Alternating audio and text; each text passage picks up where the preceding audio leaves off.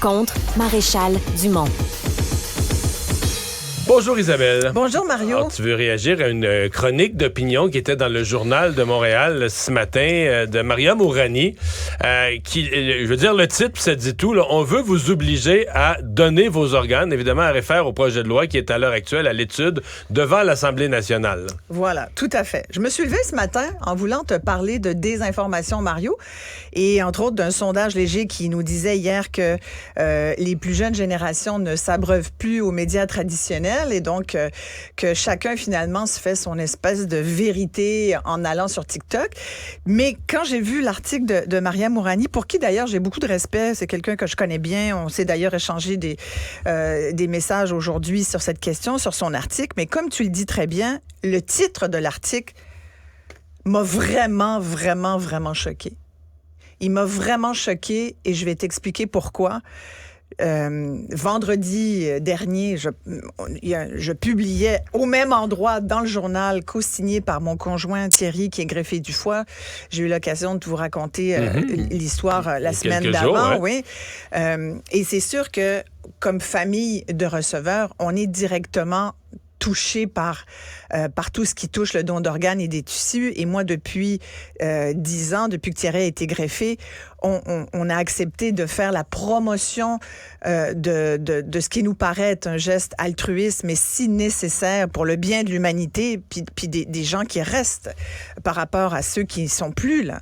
T'sais, c'est comme, pour moi, c'est tellement un don de vie. T'sais, une fois que t'es mort, t'es mort. T'sais, je te dis ça, puis en même temps, je fais référence à ce titre. On veut vous obliger à donner vos organes, parce qu'il n'y a pas si longtemps, j'avais des discussions avec des gens qui sont convaincus que peut-être à ta mort, t'es pas mort.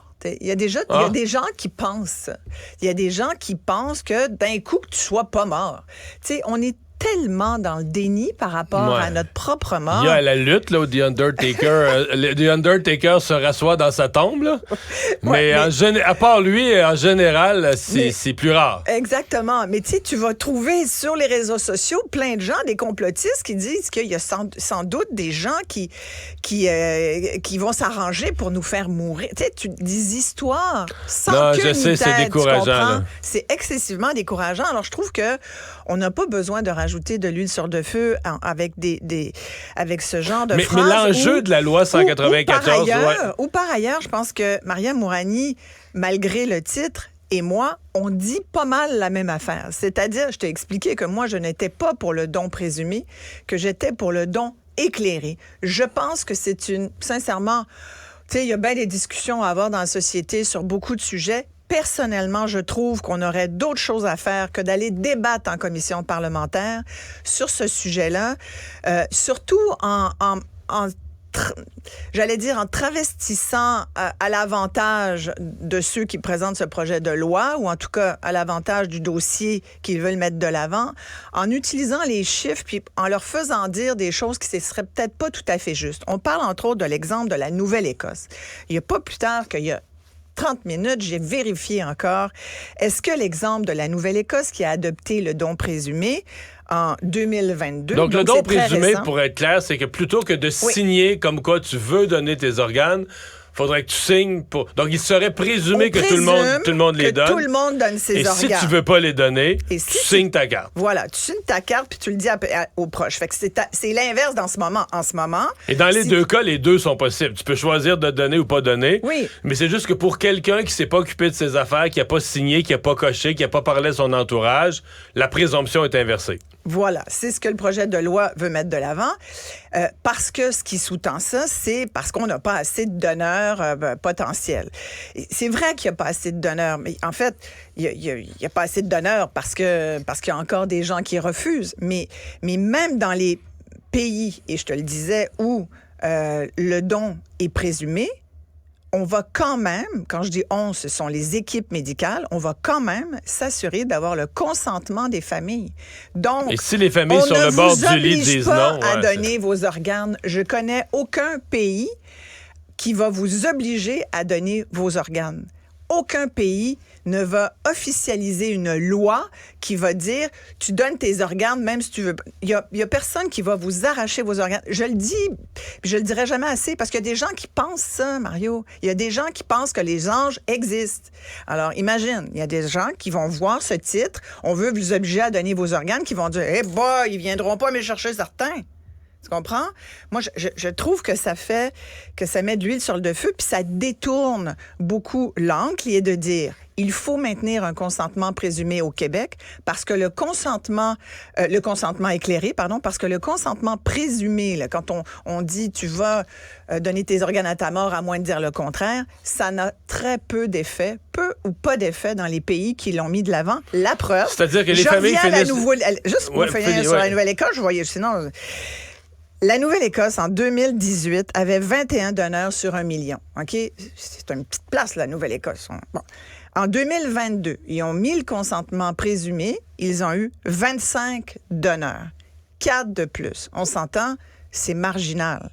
C'est tellement marginal qu'on se sont renseignés qu'est-ce qui a eu le plus d'effet. C'est qu'au même moment, tu sais, on dit toute chose étant égale par ailleurs, quand tu fais trop de changements en même temps, on ne sait pas qu'est-ce qui fait que ça change dans le bon sens. Dans ce cas-ci, on s'est rendu compte qu'au même moment où à peu près, on avait aussi mis de l'argent, on avait investi pour mieux détecter les donneurs potentiels et que c'est beaucoup plus ça qui a fait la différence que le consentement présumé parce que même en Nouvelle-Écosse, les médecins demandent aux familles. Et si les familles refusent, il n'y a aucun médecin qui va aller à l'encontre. Mais ça veut dire que les familles refusent souvent. Les familles refusent encore. C'est moins pire, mais oui, il y a encore pas mal de refus. Tu sais, c'est ce que je te disais l'autre jour. C'est tellement rare, là. C'est tellement rare de pouvoir avoir la chance de donner ses organes. Moi, j'espère avoir la chance de les donner parce que je vais pouvoir sauver, ma mort va pouvoir sauver 4 à 8 personnes et peut-être même jusqu'à 40 si je suis capable de donner mes yeux, des tissus. Tu comprends? Ça sauve tellement de monde. En début de semaine, justement, mardi, il y avait cette magnifique une où on montrait Audrey Desureau, qui est une jeune femme que j'ai interviewée il y a très longtemps, il y a 20 ans, en fait, quand elle venait d'avoir sa greffe et que j'ai revue à la marche de Chaîne de vie samedi avec ses 3 enfants et son conjoint, qui était celui... Celle qui a un foie de plus de 100 ans. Elle a un foie de 108 ans. Tu comprends que ça nous a fait beaucoup de plaisir à mon conjoint et moi. Parce que le foie, ça t'offre longtemps. Parce que le foie, on espère qu'il va t'offrir longtemps. Parce que ça, c'est l'autre chose. Les organes, on peut penser, c'est des organes qui sont un don de quelqu'un. Ils vivent en toi. C'est une partie d'un humain qui a donné son organe pour te sauver. Les proches ont accepté. Mais tu sais, et tes médecins te le disent, il y a comme une espèce de date de péremption là-dessus aussi. Fait qu'il y a des organes qu'il faut parfois changer à terme. C'est pas évident. C'est comme quelqu'un qui a été greffé n'est pas forcément sorti complètement des problèmes de santé, ouais. Tu comprends? C'est difficile pour moi de parler de ça parce que moi, j'y pense un peu trop souvent, malheureusement. Mais quand je vois quelqu'un qui a un foie de 108 ans, ça me réjouit. Donne d'espoir. Tu comprends? Ça me donne beaucoup d'espoir. Je pense qu'il faut en donner aux gens parce que il y a beaucoup de gens malades, Mario. Il y a beaucoup de gens qui, en ce moment, il y a quasiment, tu sais, il y a 913 personnes qui attendent un organe au Québec. Les 2 tiers, c'est des gens qui sont sur des dialyses, des reins. L'année dernière, il y a presque 50 personnes qui sont mortes en attendant sur la liste de Transplant Québec. Alors, donc, tu sais, je reviens, on ne vous arrachera pas vos organes. On va toujours vous demander, moi, je pense qu'il faut que ça reste un don et qu'on demande jusqu'à la fin aux gens s'ils sont d'accord. Après, tu sais, il faut pas retarder, il y a une question de temps. Donc oui, si tu peux donner toutes les infos possibles à tes proches. Et quand il y a eu discussion avec les proches, d'où notre engagement pour Chaîne de vie qui fait de l'éducation, de l'information au don d'organes auprès des jeunes dans les écoles secondaires, qui revont à la maison, puis le soir à table du souper, ça fait pas mourir personne. Tu dis, hey, regarde, moi, maman, là, j'ai eu un cours là-dessus, je trouve ça vraiment important. Moi, je veux donner mes organes à ma mort, sachez-le. Puis là, toute la famille en parle, tout le monde est au courant. Puis c'est pas obligé de se faire dans la douleur et l'horreur de la mort qui vient frapper parce que, comme on le sait de plus en plus, ça prend une mort cérébrale. Donc, tu sais, c'est souvent... Moi, je reconnais, écoute, ça doit être épouvantable rendu là. C'est épouvantable. Non, moi, ce que je comprends, puis pour avoir entendu des témoignages, c'est que les gens, c'est comme si quelqu'un te frappe dessus à coup de batte de baseball. On t'annonce, ton fils a eu un accident. Après ça, on t'annonce, on ne sera pas capable de le sauver, il va décéder. Puis là, c'est comme si prendre les organes, même si c'est un peu absurde, mais c'est comme si c'était un autre coup. Les gens reçoivent ça comme... Mais parce qu'on a des images d'horreur. Non, je sais, mais les gens reçoivent ça comme une autre affaire qu'on me demande. Puis là, fait que t'es pas dans un état d'esprit comme pour dire oui à quelque chose. T'es comme dans un état d'esprit pour dire lâche comme famille ou comme mère ou père de famille. Si ton jeune de 20 ans a un accident, t'es en mode de dire regardez, lâchez-moi, j'en ai assez comme ça. Alors que si la discussion a été faite clairement, je pense que là, tu vas te souvenir, ah ben oui, il nous l'a dit à la table du souper, ça va te revenir tout de suite, il nous a dit tellement clairement. Ça va toujours être douloureux. Mais ça va être clair dans ton esprit. Mais ça sera plus clair, effectivement. Et tu sais, les gens qui croient qu'on les assomme avec ça puis qu'on veut vraiment qu'ils décident vite et tout. J'ai parlé à beaucoup d'infirmières. C'est beaucoup les infirmières qui vont parler aux familles. Les médecins sont là aussi, là, mais c'est souvent, tu sais, la première ligne, c'est les infirmières, on le sait bien. Tout le temps. Il y a des infirmières qui sont spécialisées en don d'organes qui passent des heures à encadrer les familles puis à discuter puis à dire... Il n'y a pas de presse. Vous décidez ce que vous voulez. Encore samedi, je parlais avec Wendy qui fait ça depuis 30 ans et qui était d'ailleurs de garde samedi soir et il y avait une transplantation prévue dans la nuit.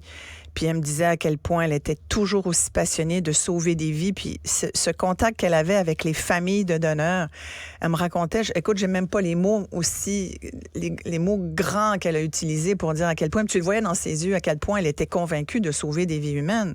Tu sais, il y a encore des médecins qui sont rébarbatifs à ça. Tu sais, il y a des régions au Québec où il y a des hôpitaux qui sont pas tant ouvert que ça. C'est un peu la même... Tu sais, le ministre de la Santé l'avait un peu comparé comme projet de société ou débat de société à l'aide médicale à mourir. Et là où il n'y a pas tort, c'est que c'est vrai qu'il y a encore des médecins qui disent, moi, je suis pas là pour faire mourir quelqu'un, m'occuper de quelqu'un qui est à moitié mort.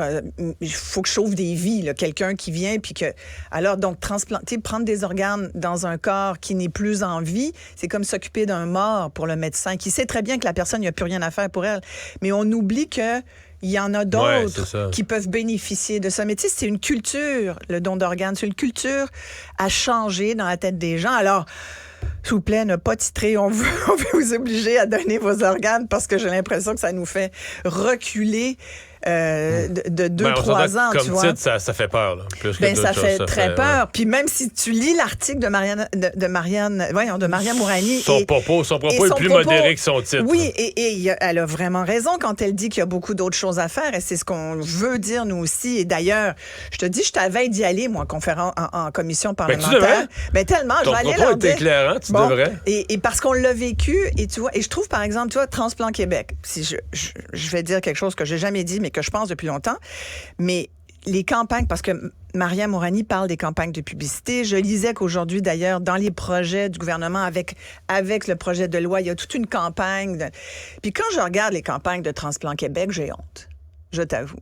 J'ai honte et je suis sûre qu'il n'y a pas de représentants, de donneurs ou de receveurs sur le CA parce que sinon, il y a quelqu'un qui les ferait allumer pour dire « Faites pas ce genre de campagne-là. » Moi, je suis famille de greffés, tu comprends? Notre famille a eu la chance d'avoir les organes d'un donneur et d'une famille de proches. Moi, la campagne, il y a un petit peu de nous autres là-dedans. Hey, on peut-tu se garder une petite gêne? Où on voit des cœurs sur la glace, puis on va vous mettre ça sur la glace. Non, mais écoute, tu te dis... Non, mais ça, c'est une autre chronique. J'ai écrit là-dessus... La volonté de faire de l'humour à tout prix, là. Non, mais ça, là, arrêtez. C'est faire pas un drôle. Jeu de mots avec tout. Mais je veux dire, on peut toutes les sortir. Tu sais, ça, c'est dans le brainstorm, là, dans les remue-ménages, tu sors les mauvaises idées au début, puis à la fin, normalement, t'accouches d'une bonne idée.